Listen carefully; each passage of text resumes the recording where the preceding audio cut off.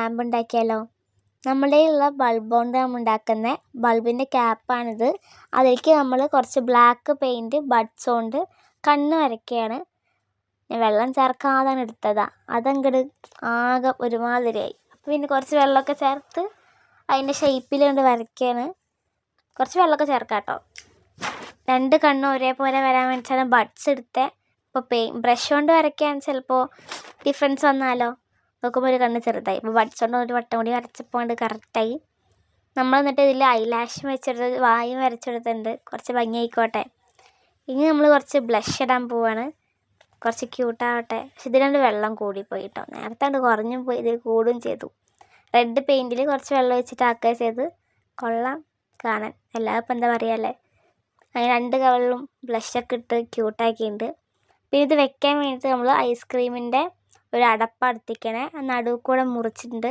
Bulb light connect ചെയ്യാൻ വേണ്ടിയിട്ടാണ്. ഇതിൽ ഇങ്ങനെയാണ് നമ്മളുടെ ഔട്ട്പുട്ട് ഉണ്ടാവുക. അത് നമ്മൾ ക്രിയേറ്റ് ചെയ്ത് നോക്കിയാൽ എങ്ങനെ കാണാനുണ്ടാവുക. ഇത് നമുക്ക് ഒട്ടിക്കാൻ വേണ്ടിയിട്ട് ഏത് ഗ്ലൂ വേണമെന്ന് നമുക്ക് എടുക്കാം. ഞാൻ ഇവിടെ വുഡൊക്കെ ഒട്ടിക്കുന്ന ടൈപ്പ് ഗ്ലൂ ആണ്. ഫെവിക്വിക്ക് പോലത്തെ ഒരു വേറെ മോഡൽ ഗ്ലൂ ആണ് അതെടുത്തിക്കുന്നത്.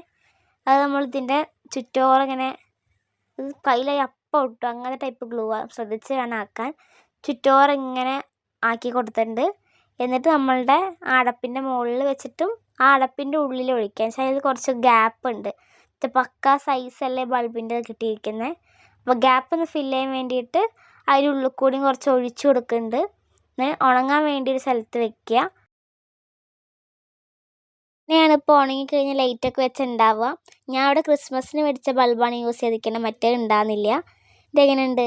ഇപ്പോൾ ഇൻസ്റ്റ തുറന്നാൽ ഫുൾ ഈ ടൈപ്പ് ലാമ്പാണ്. അപ്പോൾ നമ്മളുടേതായ നമ്മൾ സ്വന്തമായിട്ട് ഉണ്ടാക്കുമ്പോൾ സ്പെഷ്യൽ അല്ലേ. അങ്ങനെ ഉണ്ടാക്കി നോക്കിയതാണ്. ഇത് ഭയങ്കര സിമ്പിളാണ്.